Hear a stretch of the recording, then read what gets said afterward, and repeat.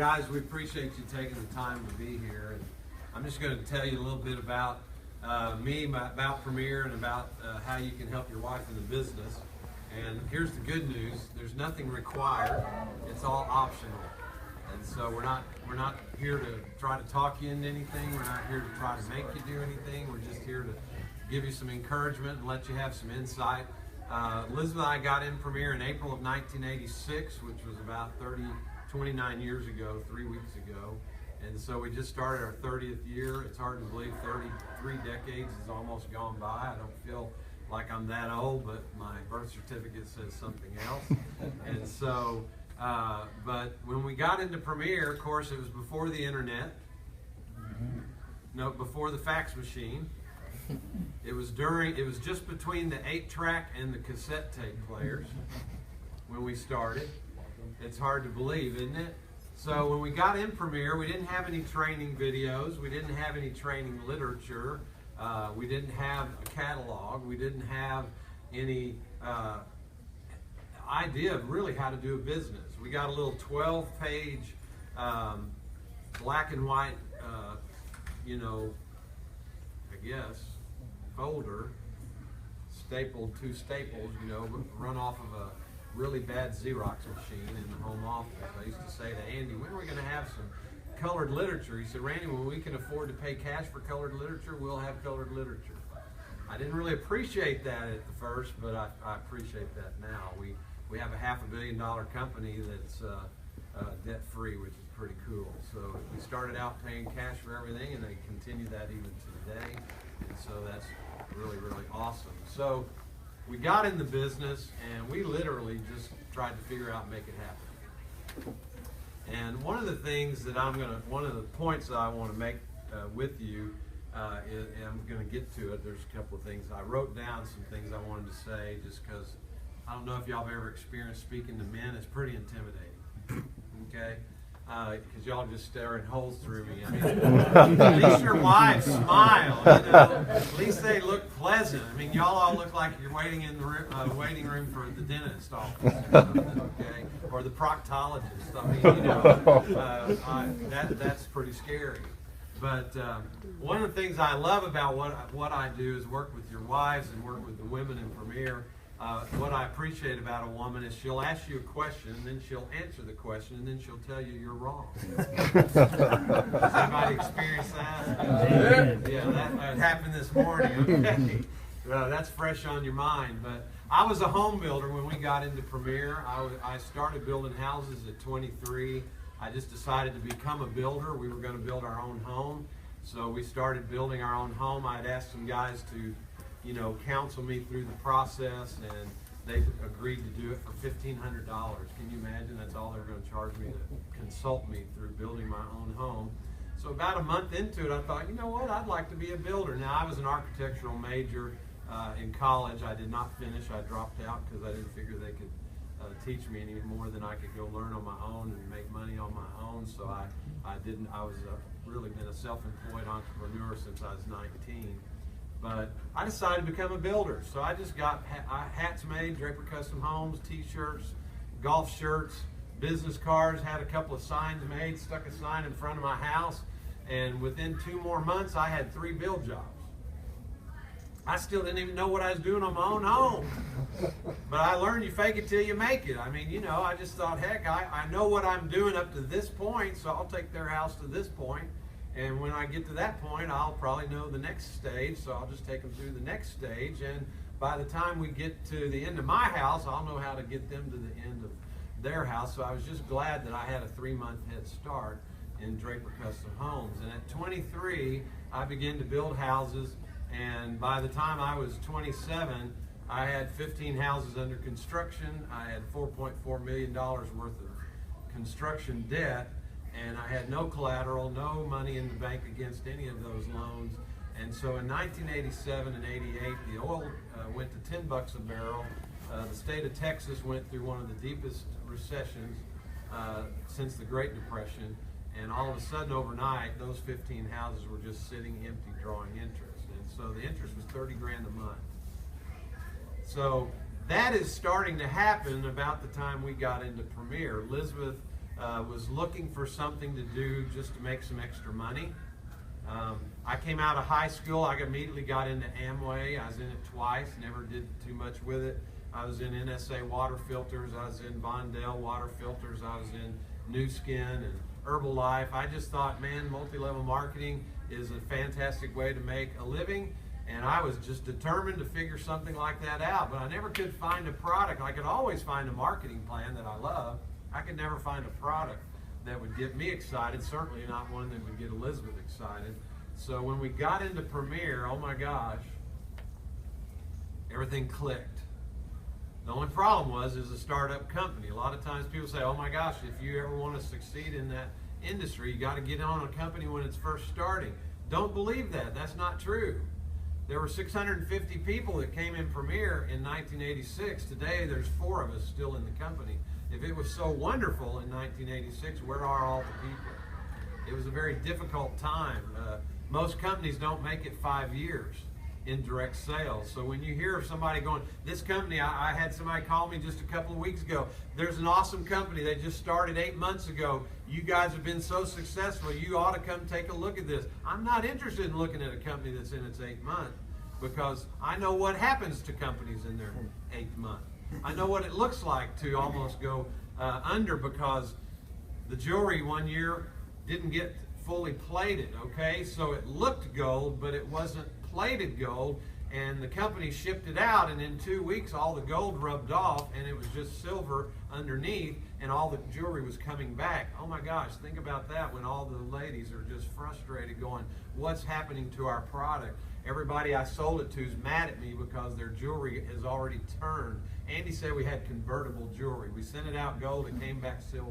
You know, I told people we had mood rings because I could wear a men's ring and all the gold would be off in 10 days or less. So I said, our jewelry's guaranteed to change your mood. It'll turn your finger green and change your mood. And never mind, I can't say that. But we had mood rings. Y'all remember the mood rings, right? So I had a dream to be a builder. I was going to be that the rest of my life. Guess what? God had a different plan. And when I got in Premier, or when Elizabeth got in Premier, the one thing she wasn't paying attention to was, this is a business. This is a business.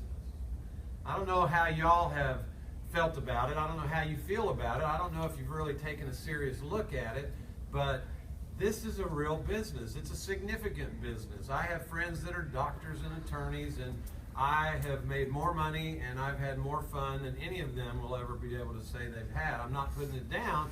They love their careers, but they also have to pay a lot of money for malpractice insurance. They also have a lot of overhead for other things that we don't have to do in this business. But I begin to see Premier as a business. It's a business.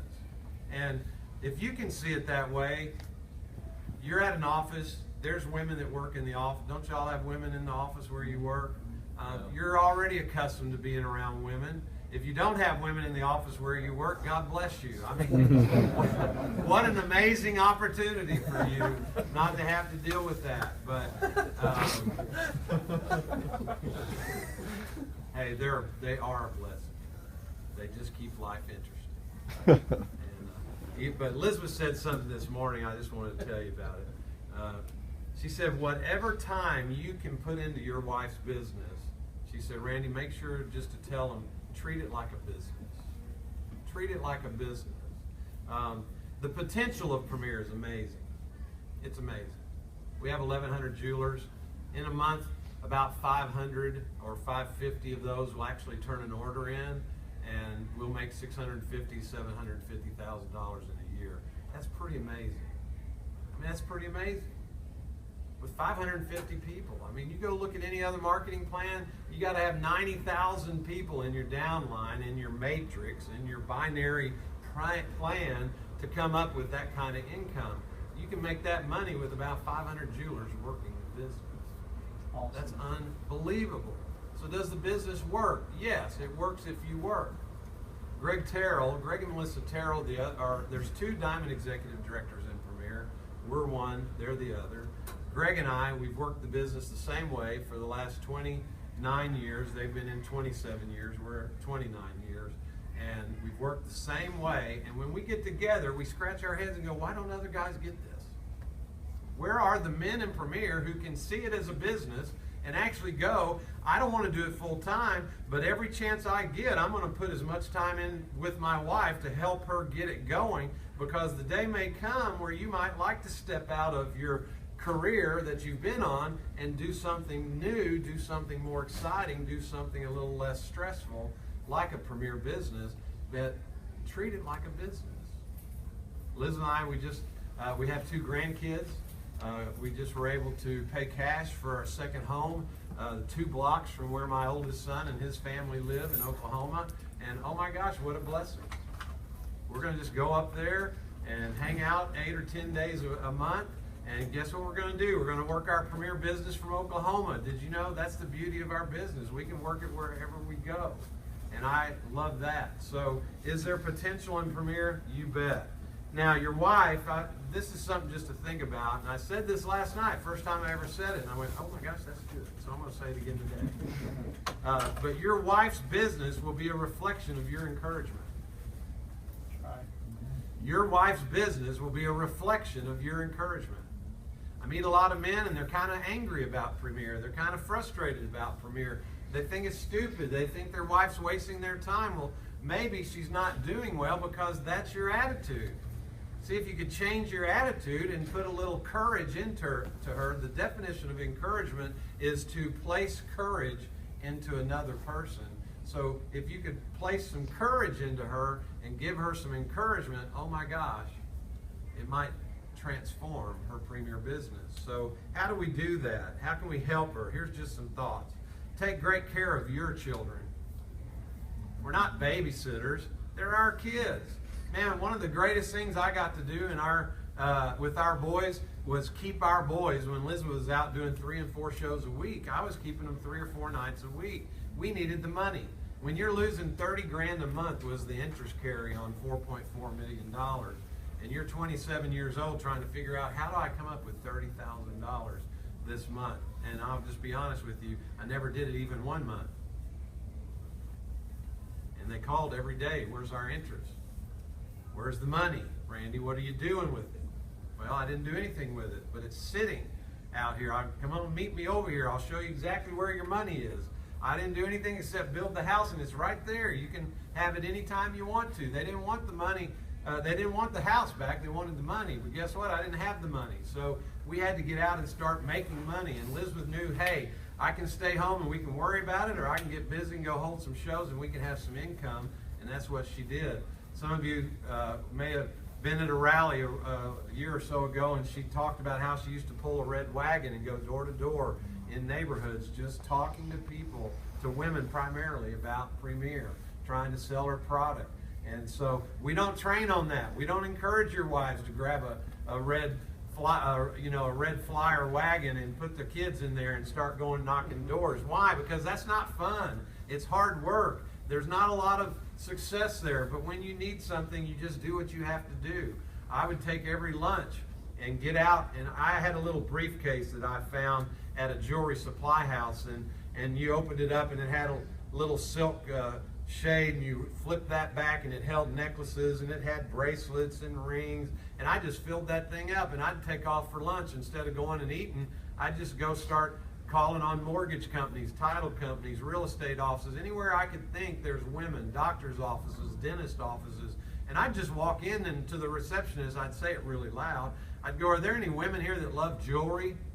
And there's some girl in the back, did some guy just say jewelry? I love jewelry. And then here they come running up to the front of the office, and I would open up my case, and literally you'd be shocked. I could sell $200 or $300 sometimes in about a half hour, and that would allow me to go on Friday of that week and go pay our light bill, go pay our phone bill, go take care of some of the issues that we were dealing with just to stay alive.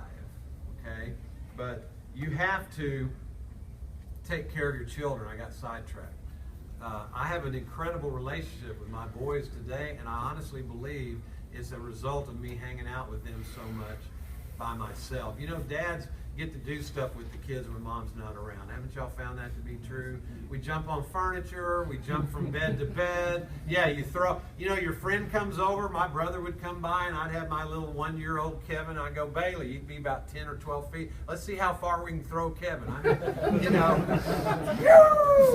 Kevin's favorite action figure was Superman, so we'd put him in his Superman PJs with his cape on, and here he goes, throwing him across the room. We couldn't do that when Elizabeth was there. I don't know why, but we couldn't do that. But we could do stuff like that when she wasn't there. So we just had a lot of fun with them at that age. And I just really believe that a lot of those times with them is what really gave me the ability to have a great relationship with them today. So sometimes you're tired, I get it. You've worked all day, I understand that. You come home and the last thing you want to do is be responsible for the children and look after them. You're just trying to recover and get rested for the next day at the office. I know that's true, but the reality is God will give you unbelievable opportunities to hang with those children of yours and build incredible relationships if you can see it from that perspective, because 18 gets here in a hurry and they're gone before you know it. And what seems like it's never going to end, when it finally comes to an end, you're going, oh my gosh, I wish I would have taken a little more time to spend more time with them. I wish I would have had more involvement with them. And Premier gives you, I believe, that opportunity. So we got to take great care of our children and help. Or let me just give you this word of encouragement: if you're unavailable. Now, being a home builder, and in the summer I was not even coming in until sundown. So Elizabeth had a show. So what did I do? I tried to help her line up good child care, and she, as soon as I came in, we'd pack the boys up, take the babysitter, and take her home, and then come back, and I'd get them bathed and fed if they hadn't eaten. Probably they'd eaten by then, and get them get them to sleep. So if you can't be the child care, then maybe you can help her come up with some good child care. Because I'm going to tell you, and you've probably found this to be true, when your wife's worried about the children, she's probably not going to be too inclined to want to go out and hold the shows. But if you need the income and you need the extra money that can come in through Premier, that's something we can help. Honey, do you have a babysitter? I'm going to be late coming in on Thursday. Do you have anybody lined up? Well, no, I hadn't even thought about it. Well, could I make that call and see if I can get them lined up? Boy, what a huge help that is for them. Make sure the house is in order. She's out doing a show. You came home from work. You're tired. She's going to be tired. The last thing she needs to do is come dragging in at 10 o'clock from a show, and she's got to stay up another hour and a half and clean the house up. Just keep it in order. Keep it fun. Man, I got my guys in there. We just make cleaning up fun. Now, it might not be perfectly cleaned up, but it was picked up. You know what I'm saying? Picked and thrown. we had a lot of fun picking it up, but that's something you can do. Don't ask her when she walks through the door, honey, how much did you make? I know you want to know. Everybody wants to know that, right? That's like us guys. We're just wired. How'd you do? How was your show? And what we're saying is, how much money did you make? Now, here's what you do. You say, honey, how was your show? You grab a chair and a sandwich and just sit down. You're going to be a while, okay? And just let her talk about the show. She's going to tell you how much fun she had, how many people were there, who she met interesting, and she's going to talk about everything. And eventually, she's going to get around to telling you how much money she made. Now, I'm going to give you some good news. If you don't make that a major issue and you understand, hey, she'll get around to it, the day will come when she walks in and goes, I know, you want to know how much money I made, and she'll tell you right up front, but not because you're asking, because she's just realized, hey, that's something you get excited about. She's wanting to tell you about that first. Here's something else I would encourage you to do. Go to a show with her. You will have a paradigm shift. I remember Stephen Covey wrote a book called 7 Habits of Highly Successful People. In the book, he talked about paradigm shifts, and he told the story about a young father who had his kids on a subway. And man, he was just sitting there almost in a daze, and his kids were just bouncing off the walls and just jumping and just being obnoxious, and everybody around him was just like being a little bit irritated with these children. And finally, an insensitive guy right close to him leaned over and said, "Sir, can you get control of your children?" And I'll never forget Stephen Covey said the young man looked at the man, he said, "Oh, I'm so sorry, their mother just died at the hospital." And he said that man immediately had a paradigm shift. He totally changed how he felt about those kids. He totally changed how he felt about that father. Why? Because now he had a different perspective. I'm just going to tell you guys, you want to have a different perspective about the business your wife's in, go with her to a show.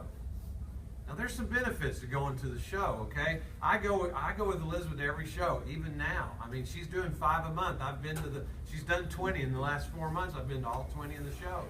I'm like the roadie, you know what I'm saying? I pack it in the car, I take her there, I take it out of the car. I even set up the display. I've gotten pretty good at it. It doesn't look as good as it might if she did it, Brian, but I'm pretty good at it, okay? And she's the ultimate delegator, so she's happy. If you're married to a melancholy, she'll never be happy with the way you put up her jewelry. It just won't be satisfaction for her, but she'll appreciate you trying to help. But you go to a show, and the best thing about it is you're going to get to eat some great food. And here's what I do. I love this. Liz was out. Okay, if this was the living room, I'm in the kitchen. And she's back here standing in front of the women doing her show. Now, here's what I do. It's just so much fun. I'm in the kitchen giving her a visual impression about all the food I'm eating. It's awesome. I'm like, seeing if I can rattle her, seeing if I can just get her tickled. Hi, how are you doing? I'm James Randy. I met everybody, so now I met you too. We're glad you're here. But you're going to have fun, and you'll get to eat some good food, and it might change your menu at home, because sometimes she's like, "Man, you really liked that, didn't you?" I'm like, "Man, it was awesome." She's like, "I'm going to call that hostess and get the recipe." And I'm like, "Yes." You know? So there are some benefits to that. So I just go to the shows and help her, but I'm going to tell you, if you've never been to one, you ought to go. You ought to go. Because it'll change your perspective. It'll give you a paradigm shift. It'll allow you to see why she's so exhausted when she gets home. It'll let you see sometimes why she's frustrated when she gets home. It'll let you see why she comes home and says, "Man, my hostess just didn't do anything, you know, I asked her to do." Because when you're there, you're kind of witness to some of that. But it'll give you a better perspective. So I would just encourage you to go to a show with her. I'm not going to stand up here and tell you should do a show. But I will tell you this. You ought to be standing in the wings ready to do a show. Elizabeth got sick 2 weeks ago. I haven't done a show in, 6 years maybe. I've only done about 85 or 6 shows. The last show I did 6 years ago, backing out, I hit the hostess's car and did $1,600 worth of damage. So I hadn't been invited back, you know. The next year, Elizabeth had a show with that same group of girls, and when she showed up, nobody's cars were anywhere, and she walked inside, and there were 10 or 15 women in the house. She's like, "Where's everybody's cars?" They said, "We didn't know if Randy was coming or not." So I got a reputation. I went 2 weeks ago and did a show. My shows are not pleasant. They're not perfect. They're not anything except efficient. I show up, I go, "Girls, here's how I do a show." My wife couldn't be here. She's not feeling well. But she told me I couldn't come home if I didn't sell some jewelry and if I didn't line up some shows from this show. Can y'all hook me up? They'll hook you up. You're gonna get sympathy purchases. I'm just telling you, you aren't gonna believe what'll happen. I had a $600 show 2 weeks ago on a Saturday afternoon, and I didn't do anything. I'm just telling you, I'm not that smart. I'm not that capable. I've seen shows, but I don't go and try to have my own style. I just do whatever Elizabeth does, but I just do it quicker because I don't know what to tell them, and I just do it with my personality, not hers. But it's effective. So, you know, if you've gone to a show and then all of a sudden you have to do a show, you're pretty likely to not be so stressed out. But I'm going to tell you, it doesn't matter. I'm stressed out. Just thinking about driving to a lady's house, walking in, I'm going to be the only guy doing the jewelry with a bunch of women there. It's stressful. But I'd rather do that than call a friend in Premiere and say, "Hey, can you do our show? Because Elizabeth's sick and can't do the show." And then they get the money. That's not fun. So you just go, "Hey, I'll go do that. I can do that. No big deal. I miss March Madness on Saturday. made $300. I had it DVR'd. I can sit and watch it later. You know what I'm saying? Did you know they still win even on DVR? Doesn't change the outcome at all of the event. So go to a show with her. Here's a few. I don't even have an idea what we're doing on time. Rick, are you just going to well, there's no food behind you, so we'll be the first to know when time should be wrapping up. So we're just going to talk till we have food? That's right. That's the theory. You probably have 20 minutes or more. Yeah, okay. Well, let me give you some other things. These are things that'll build the business. If you want to know, so I just gave you some things that you can do to help her. Now let me just give you a few things you can do to really build the business. Number one, you need to learn how to brag about her business. The men you work with have lots of women in their lives. They have wives, they have sisters, they have friends from high school or college, they have aunts and grandmothers, they have, all kinds of women around them. They have an assistant at work, they have managers in their office, they have maybe a female dentist, who knows, but they have women in their lives. I for years went to a woman who cut my hair. We all know women in our lives, so you need to learn to brag about your wife's business. And when you're talking to men, you don't have to talk to them. If I run into Todd, I'm not talking to Todd about Cam. I'm not talking to Todd about Todd. I'm talking to Todd about Cam. I'll say, hey, Todd, how are y'all doing? What's Cam up to? He might tell me what she's up to. I'll say, I don't know if y'all need some extra money, but if you do, you ought to let Cam talk to Elizabeth about her jewelry business. Now, Todd doesn't for a second think I'm trying to get him into anything, because I'm not. My motivation isn't to get Todd to quit being, a federal agent and be a jewelry person. That's not what I'm trying to do. But I'm talking to Todd about his wife Cam, and I'm just going to tell you, it's an easy approach. And here's what I've learned. If I can get a man, a husband, interested in our business, if he likes what he sees, he'll make his wife do the business. So why would we want to run around looking for all the women to talk to when they got to go home and talk to their husband before they can make a decision on it most of the time? Anyway, I love talking to the men about the business from a very non-threatening perspective and just say, hey, Todd, I know you're not interested, but boy, if you know anybody that needs to make some extra income, Elizabeth would love to share about her jewelry business. And he may just say, Randy, man, Cam would love to hear about something. So you got to learn to brag about your wife's business. Don't be afraid to just speak up about it. You can get her bookings. Anybody in here ever had your wife say, man, I just am having a hard time getting a booking? Anybody in here besides my wife? Guess what? You can talk to people about bookings. You say, man, my wife has a jewelry business. Do you know any women that love jewelry? They're going to say, yeah, me. Yeah, me. I love jewelry. Well, man, she would love to tell you about it because she gives away a lot of free jewelry, and if you have a show with her, you get everything half price and free. Now, you have to know that much about the business, okay? You got to know a little bit about our hostess plan. And what I love about Premier's hostess plan is it's what keeps our business going. A lot of times the husband will say, Randy, once she gets through all of her family and friends, how is she going to keep her business going? Well, the way you keep your business going is just talking to people about free and half-price jewelry. I love that sound. I have a 10-week or 11-week-old granddaughter, so that reminds me of Everly, and that's a fun sound. But anyway, whatever I was talking about. Oh, thank you, Carl. You got to have somebody like Carl on the front row taking notes, right? They asked me if I wanted my board. I went, why would I write it there? They're not taking notes anyway. You know what I'm saying? I'm just going to throw out the stuff, and they'll have to just take it. So now they can even take that board back and get their money back. See, we didn't even break the plastic on it. I love that. But you got to brag about your business and just be free. Just think about talking to people. I was a home builder. I could not go around, and especially when we were losing everything, I could not let anyone in my daily affairs kind of get an impression that Randy's off trying to do something else other than build houses. So the only way I could do it was, hey, Alan, what's Susan up to? You're going to tell me what she's up to, and then out of politeness, what is Alan going to do? He's going to say, well, what's Elizabeth up to? You know, I mean, that's kind of how conversations go. Do y'all agree with that? Mm-hmm. And so we're talking, and then I'm going to say, hey, I don't know if y'all need any extra income, but if you do, you ought to have Susan talk to Elizabeth about her jewelry business. I mean, it works. It's so simple.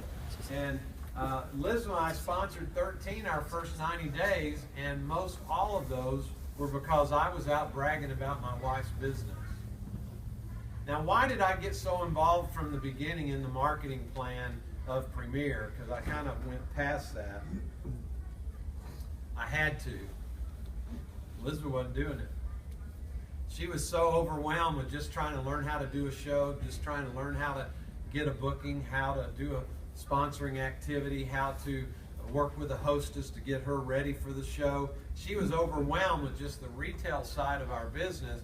And I'm sitting there anxious going, why isn't she sharing the marketing plan? Why isn't she getting people interested in the business? And guess what? It occurred to me, well, she can't do it because she's preoccupied, but I could do it.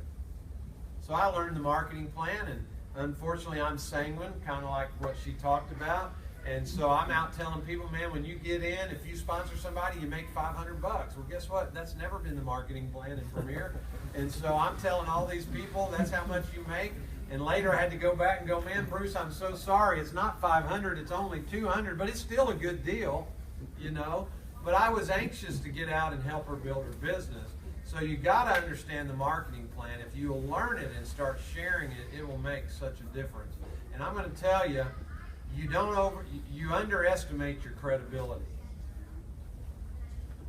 She's working from a credibility disadvantage, you know, because not all, but most people kind of have a little bit of a scowl when they look at direct sales. You know, they kind of look down at it instead of thinking it's an awesome way to make a living. People still today even kind of look down at it. I will tell you, it's not as bad today as it was 30 years ago.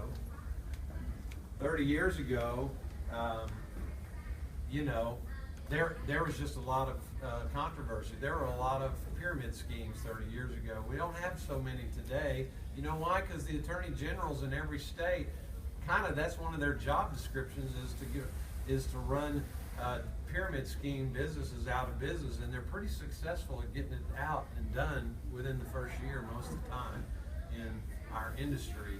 So you know, that happens, but you just, I don't even know what I was trying, man, I don't even know the point I was trying to make. I'm so preoccupied with what's going on behind me, you know. What? I was just going to ask, since we're going to break in just a minute, do you mind taking maybe a couple questions from these guys? No, I don't mind at all. Carl. On OTs, even today or when you started, do you do them yourself? Do you do them together? We do ours together. What's an OP, first of all? An OP is an opportunity presentation where we share the marketing plan. If you want to go to our website, you can actually see ours on our. Have you seen it? No, I haven't. There's a video of us doing the presentation. It's like 34 minutes, and it's www.4jewelersonly.com, and so. We have lots of information on there, but we even have men's training on, I believe, video online by some of the top people in our company on there. Question? Oh, it's actually more of a statement to encourage other guys. Just when my wife first started Premier, I mean, she had the parties where nobody would come, Right. or 2 people would show up. She'd come home, and she prepared all this stuff. And I would see her do all this work and nothing come of it. And I'm like, it's a waste of her time. It's discouraging her. She can go teach, or she can go and have some money, you know. But we're raising 2 kids now, and I'm a firefighter paramedic, so I'm gone 1/3 of the year. Yeah. I'm at a different house, so. But recently, for about 2 years now, she has people under her now, and things change, I'm like, this is what it's about. Like her relationships with girls, and some of them are taking off, and that money's coming in, and it's very good. My wife is a real leader, and I'm just seeing that bloom in her, and it's been a rough 2 years for us, and I'm trying to change that out, and trying to be a better husband and encouraging her that she can't do it, because that's the biggest hurdle, is that they just think I'm ugly, I'm stupid, I can't do this, and you're like, what in the world, you know?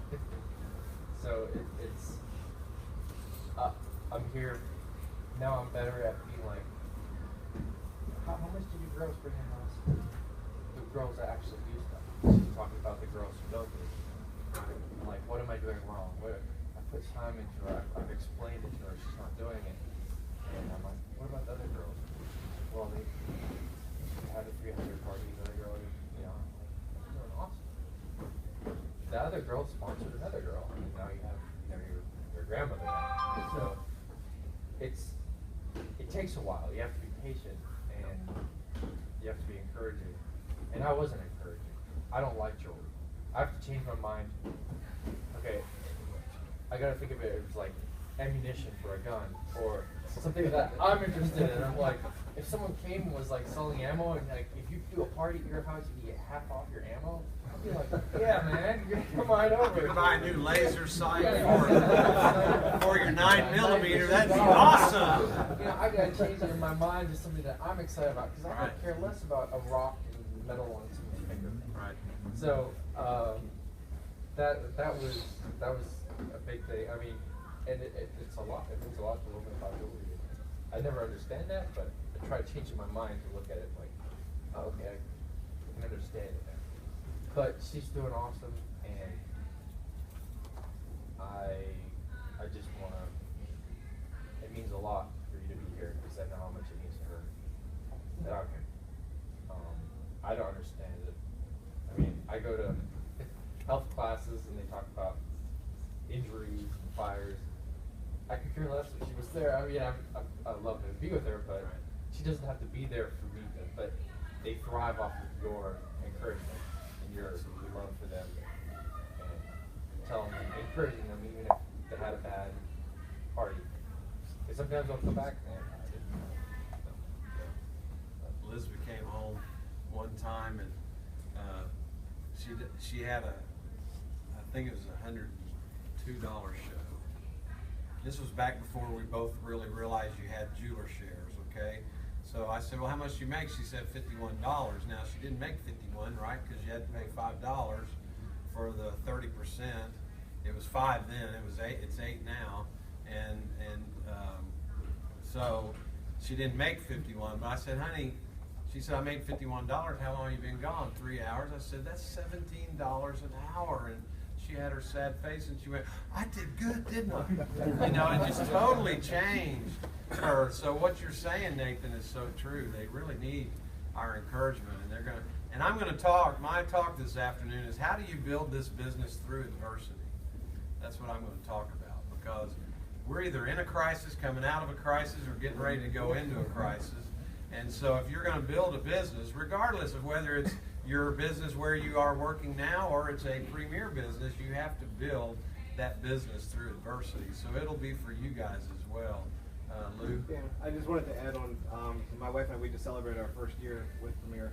We just re-signed up again, and like you, I go to every single show that she goes to. And I remember one show we went to, she's like, one of the ladies there was like, she kind of wishes like, what's that? She's like, that's my husband, he comes with me, and they're all like, what does a guy want to have anything to do with this and everything? So he's ready. If you can go with her, do that to be her support, and I always will go with her, because there's no reason for me to stay home when I'd rather be there and support her. But when you were talking about setting up and doing different things like that, one of the best things is that as you're coming towards the end, clean it all up. Pack it all up, because when she's busy taking the orders, filling out the forms and everything else like that, she's like, oh, now I gotta pack up. I'm like, no, you don't, let's go.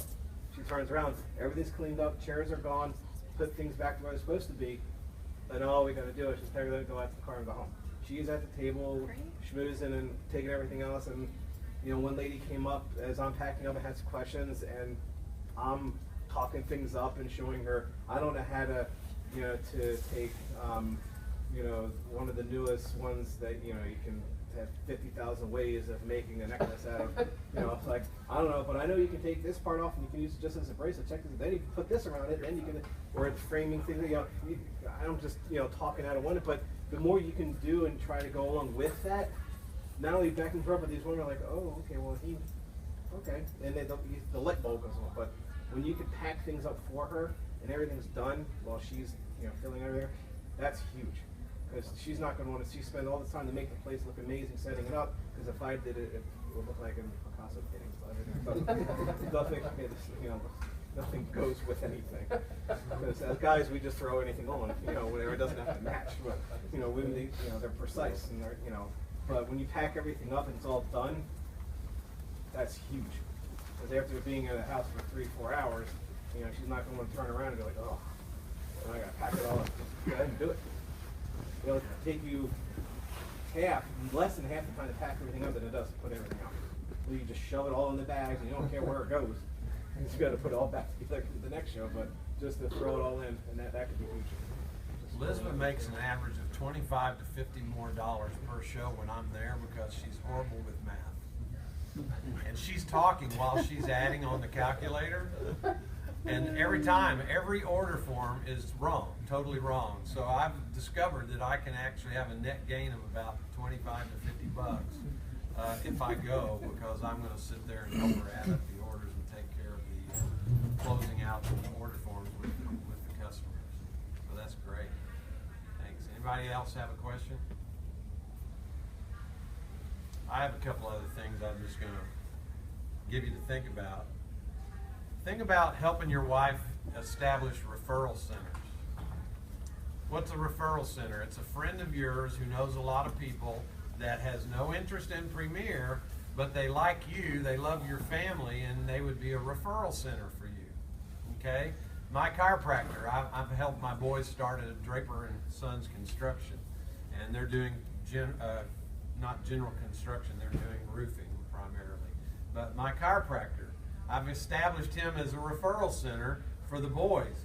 And every time, like last night, I'm texting him at 10 o'clock last night, or 11 o'clock here, 10 o'clock his time, because one of the cities where he has an office in the Dallas-Fort Worth area got pounded last night with 2-inch hail. So I'm texting him going, hey, keep the boys in mind. And he's like, no problem, I'm on this. So he's a referral center for their construction company. I've got people who are referral centers for our jewelry business.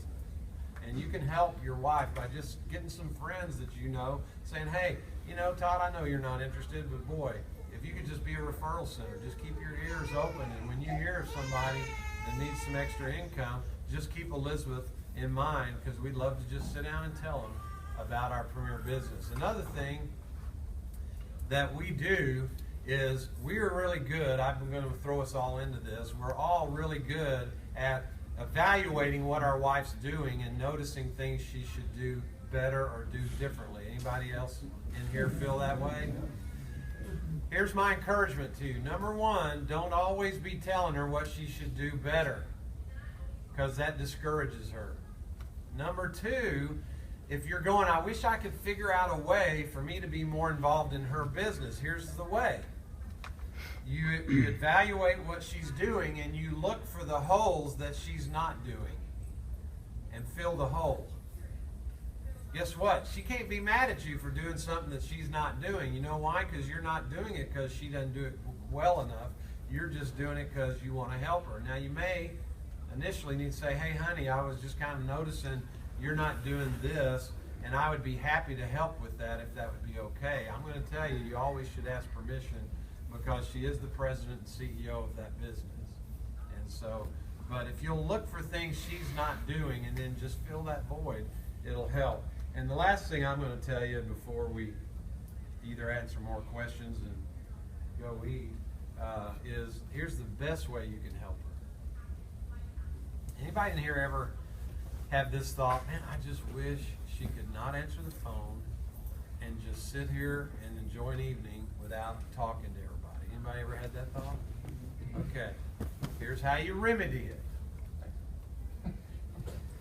Do what? Or text it, yeah. Or text it. Yeah. I'm like, Here's how you overcome some of it. You can't eliminate, like Elizabeth, I can't eliminate the texting. I mean, that just happens. I'd have to go physically grab the phone and take it away, and then you do that to a cleric woman and you're in trouble, okay? So I know not to do that. But Elizabeth never answers the phone at our house, ever. Now, during the week, Allison, our assistant for 19 years, answers the phone, and then when she's not there, I answer the phone. And let me tell you why. Because you've experienced this. If Elizabeth answers the phone, what would have been a 45-second question and situation handled turns into 45 minutes. Anybody had that experience? The other night, this week, Tuesday night, phone rang. I didn't answer it, but it went to voicemail. I immediately noticed, hey, we have a voicemail, so I went and listened to it. It was a customer who had a piece of jewelry who needed to return a piece of jewelry. The average husband who took that message would walk in and go, honey, you need to call Denise because she has a piece of jewelry to return. Don't have to raise your hand, but you know that's true. If you took the message, you're just going to give it to her and have her go call that person and take care of it.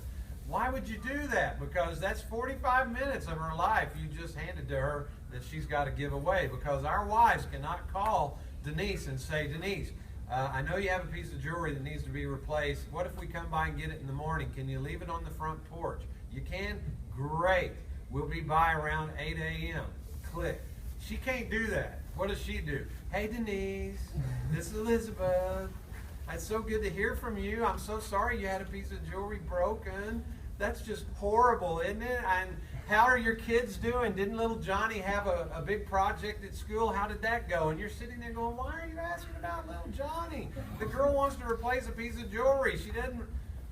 Do y'all have that experience besides me? You're all looking at me. Are you afraid to admit it? I mean, They might be watching are you us. thinking there's video cameras that are monitoring the hallway, and you don't want her to know you feel that way. But 2 minutes, sir. 2 minutes. okay. Answer the phone. It will give you, I promise, as your business grows, it will give you anywhere from an extra 3 to 15 hours a week with your bride. I called Denise back. I had that handled in about 45 seconds. It took me at least 30 seconds to text Allison and say, hey, on your way in the morning, this address, piece of jewelry on the front porch, please pick it up. Done. And I got to enjoy that 45 minutes with Elizabeth instead of her being on the phone asking a million questions about Denise's family. Now, don't misunderstand. There's times when they have to have those calls. They just have a need, right, to talk to somebody and to be able to have those moments. I answer the calls with all of our downline, 1,100 women trying to call and ask for Elizabeth. Oh my gosh, she'd be on the phone 24/7 if somebody didn't help with that. I answer the phone. They have a question. If Cam calls, she has a question. I can answer her question. Guess what? Cam is a happy jeweler.